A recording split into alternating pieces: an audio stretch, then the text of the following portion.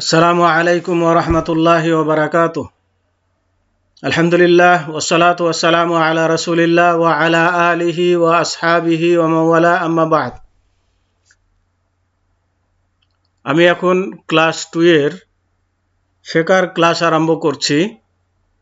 বিষয় হচ্ছে পেশাব পায়খানার আদব কায়দা। মহানবী হযরত মুহাম্মদুর রাসূলুল্লাহ সাল্লাল্লাহু আলাইহি ওয়াসাল্লাম একজন সর্বশ্রেষ্ঠ শিক্ষক ছিলেন, যিনি তাঁর অনুসারীদেরকে তাদের প্রয়োজনীয় সমস্ত কিছু শিক্ষা দিয়েছেন, এমনকি পেশাব পায়খানার আদব কায়দাও তিনি শিক্ষা দিয়েছেন। তো আসুন আমরা তার শিক্ষা ফলো করে ইহকাল এবং পরকালে ধন্য হই এবং নিজের জীবনে তা বাস্তবায়ন করে প্রকৃত রাসূলুল্লাহ সাল্লাল্লাহু আলাইহি ওয়াসাল্লামের অনুসারী হতে চেষ্টা করি। এখন আমি আপনাদের সামনে পেশাব পায়খানার কিছু আদব কায়দা তুলে ধরব। আর তা হচ্ছে এই যে, এক, প্রস্রাব বা পায়খানায় প্রবেশের সময় বা প্রস্রাব পায়খানা করার সময় এই দোয়াটি পাঠ করা। আর তা হচ্ছে আল্লাহুম্মা ইন্নী আউযু বিকা মিনাল খুবুসি ওয়াল খাবাইসি, এভাবে বলা। এখানে আমি খুবুসে পাঠ করলাম, কেউ যদি খুবসে এখানে সাকিন দিয়েও পাঠ করে তাও চলবে, কিন্তু এখানে যে অর্থ করা আছে সে অর্থ অনুযায়ী খুবুসে পড়াটাই হচ্ছে সঠিক। আমি আরেকবার পড়ছি, আল্লাহুম্মা ইন্নী আউযু বিকা মিনাল খুবুসি ওয়াল খাবাইসি, যার অর্থ হচ্ছে এই যে, হে আল্লাহ, আমি আপনার নিকটে পুরুষ জাতীয় শয়তান জিন এবং স্ত্রী জাতীয় শয়তান জিন হতে আশ্রয় প্রার্থনা করছি। খুবুস পেশ দিয়ে পাঠ পড়লে এটা হচ্ছে খাবিসুনের বহুবচন, ওয়াল খাবায়েস এটা খাবিসাতুনের বহুবচন, যার অর্থ হচ্ছে খুবুস হচ্ছে পুরুষ শয়তান জিন এবং খাবায়েস নারী শয়তান জিন। হাদিসটি বুখারী হাদিস নম্বর 142 এবং সহিহ মুসলিম হাদিস নম্বর 122/375 নম্বর হাদিস। তবে হাদিসের শব্দগুলি সহিহ বুখারী থেকে নেওয়া হয়েছে। এখানে আপনারা বুঝবেন যে হাদিসের সহিহ শব্দগুলো যখন বলা হবে যে বুখারী থেকে নেওয়া হয়েছে বা মুসলিম থেকে নেওয়া হয়েছে, উভয়ই বর্ণনা করেছেন, কিন্তু এই শব্দগুলো এখানে বুখারী, কোনো সময় বলা হবে বুখারী থেকে নেওয়া হয়েছে, কোনো সময় বলা হবে মুসলিম থেকে নেওয়া হয়েছে।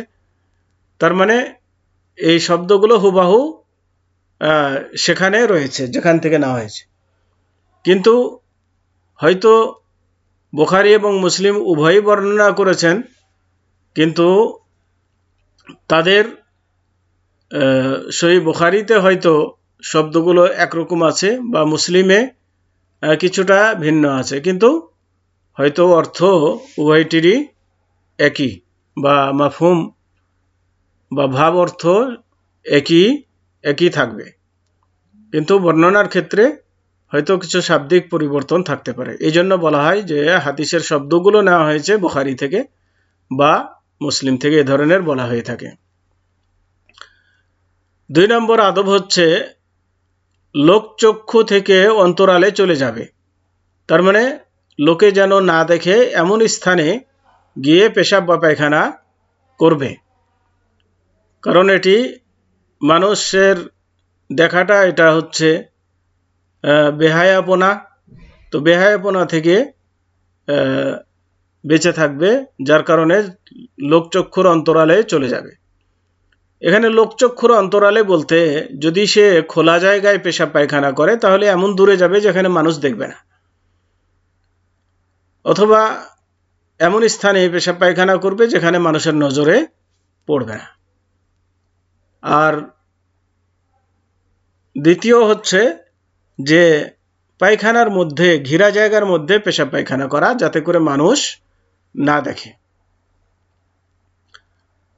তো এখানে আরেকটা জিনিস আমাদের যেটা লক্ষণীয়, সেটা হচ্ছে পেশাব পায়খানা লোকচক্ষুর অন্তরালে যেহেতু করতে বলা হচ্ছে, সেহেতু মানুষের সম্মুখে লজ্জাস্থান ধরে হাঁটাহাঁটি করা এটাও কিন্তু আদবের খেলাপ, কেননা এটা এর মধ্যে বেহায়াপনা পরিলক্ষিত হয়। অতএব এ ধরনের কাজ মানুষের সামনে যেন কেউ না করে। 3 নম্বর হচ্ছে কেবলামুখী হয়ে বসবে না। এখানে কেবলামুখী বলা হয়েছে, এটা এর মধ্যে কেবলাকে সামনে করেও বসবে না, কেবলাকে পিছন করেও বসবে না, দুটিই হচ্ছে আদবের খেলাপ। কেননা আল্লাহ রাসূল সাল্লাল্লাহু আলাইহি সাল্লাম এখানে নিষেধ করেছেন, বলেছেন যে লা তাস্তাকবিলুল কিবলাতা ওয়ালা তাস্তাদবিরুহা ওয়ালাকিন শাররিকু আও গাররিবু। একটি হাদিস আছে এভাবে যে তোমরা কেবলাকে সম্মুখে করে বসবে না এবং পিছন করেও বসবে না, বরং তোমরা পূর্ব পশ্চিম হয়ে বসবে। তার মানে এখানে পূর্ব পশ্চিম হয়ে বসবে এই নির্দেশটি ছিল মদিনাবাসীদের জন্য, কারণ তাদের জন্য কেবলা হচ্ছে দক্ষিণ দিকে। তো দক্ষিণ দিকে মুখ করেও বসবে না, পিছন করেও বসবে না, বরং পূর্ব পশ্চিম হয়ে বসবে। আর এই নির্দেশটি ছিল খোলা জায়গায় প্রসাব পায়খানা করার ক্ষেত্রে। কিন্তু কেউ যদি ঘিরার মধ্যে প্রসাব পায়খানা করে তো তাদের জন্য কেবলামুখী হয়ে বসতে নিষেধ নেই, বা কেবলাকে পিছন করে বসতে নিষেধ নেই। কারণ একটি হাদিস আছে যে আব্দুল্লাহ বিন উমর রাদিয়াল্লাহু তাআলা আনহু থেকে, যে তিনি বলেন যে আমি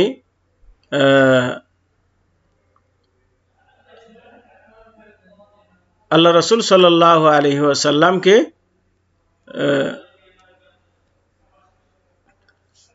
কেবলামুখী হয়ে পায়খানার মধ্যে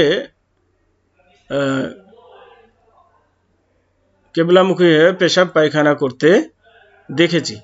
সেই হিসাবে বোঝা যায় যে ঘেরার মধ্যে যদি হয় তাহলে পরে কেবলামুখী হয়ে বসতে বা পিছন করে বসতে নিষেধ নেই। 4 নম্বর হচ্ছে পেশাব পায়খানাকালীন বসে যাবে। পেশাব পায়খানা করার সময় বসে পেশাব পায়খানা করবে, কিন্তু এটা হচ্ছে পেশাবের ছিটা থেকে বাঁচার জন্য উত্তম পদ্ধতি এবং লোকচক্ষু থেকে বাঁচার জন্য উত্তম পদ্ধতি বসে পেশাব পায়খানা করা। বসে পেশাব পায়খানা করলে মানুষ দেখবে না বা পেশাবের ছিটা শরীরে এসে লাগবে না, কিন্তু দাঁড়িয়ে পেশাব করলে এমনটি হওয়া সম্ভব যে লোক দেখে ফেলতে পারে বা পেশাবের ছিটা শরীরে লাগতে পারে। এজন্য বসে পেশাব পায়খানা করবে। কিন্তু কেউ যদি এই সমস্ত জিনিসগুলো থেকে নিরাপদ থাকে আর তার প্রয়োজন হয় দাঁড়িয়ে পেশাব করার, তাহলে দাঁড়িয়ে পেশাব করাও জায়েজ আছে। বুখারী এবং মুসলিম শরীফের হাদিস হুযায়ফা ইবনুল ইয়ামান রাদিয়াল্লাহু তাআলা আনহু থেকে বর্ণিত যে তিনি বলেন যে আন্নান নবী সাল্লাল্লাহু আলাইহি ওয়াসাল্লাম আতা সুবাতাতা কওমিন ফাবালা কায়মান, যে আল্লাহ রাসূল সাল্লাল্লাহু আলাইহি ওয়াসাল্লাম এক কওমের আবর্জনা নিক্ষেপের জায়গায় আসলেন এবং সেখানে দাঁড়িয়ে পেশাব করলেন। তো এই হাদিস প্রমাণ করছে যে দাঁড়িয়ে পেশাব করাও জায়েজ আছে, যদি কারো এরকম পরিস্থিতি হয়, অবস্থা হয়, তাহলে যেখানে বসার মতো হয়তো পরিবেশ নাই, বা দাঁড়িয়ে পেশাব করলে কেউ দেখবে না, বা ছিটা থেকে নিরাপদ থাকবে, এমন জায়গায় যদি কেউ দাঁড়িয়ে পেশাব করে তাহলে জায়েজ আছে, নিষেধ নাই।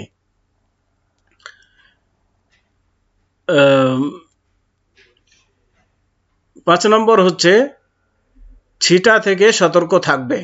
ছিটা থেকে সতর্ক থাকবে মানে পেশাবের ছিটা এসে যেন গায়ে না পড়ে, এ ব্যাপারে সতর্কতা অবলম্বন করবে।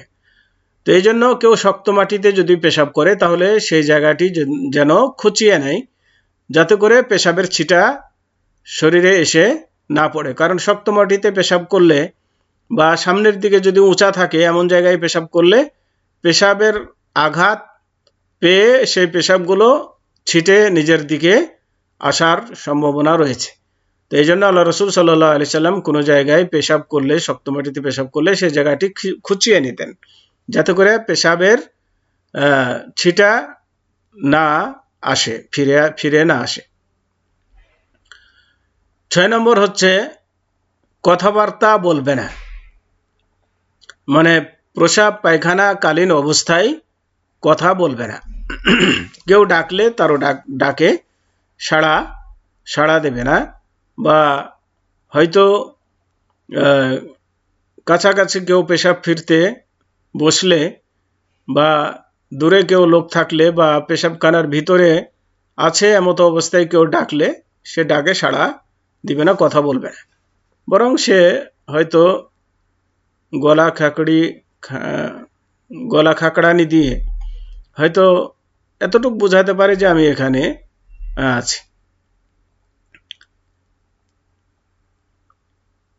7 নম্বর হচ্ছে নিষিদ্ধ স্থান সমূহে পেশাব পায়খানা করা থেকে পরহেজ করবে বা বিরত থাকবে।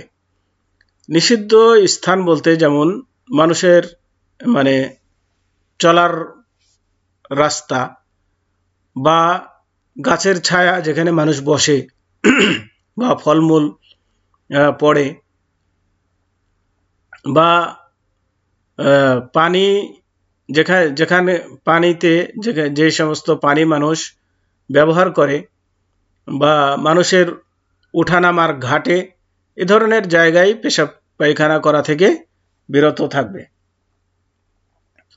এবার আসুন 8 নম্বর শৌচকর্ম করার নিয়ম, মানে পেশাব পায়খানার পরে পেশাব পায়খানা পরিষ্কারের নিয়ম।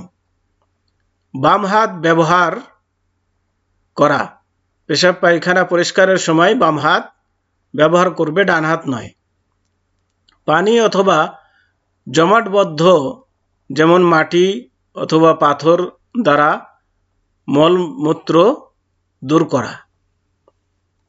9 প্রসাব বা পায়খানা শেষে বা প্রসাব বা পায়খানা থেকে প্রসাবখানা বা পায়খানা থেকে বের হওয়ার সময় বের হওয়ার পরে বলবে যে গুফরানাকা, অর্থাৎ হে আল্লাহ, আমি তোমার কাছে ক্ষমা প্রার্থনা করছি।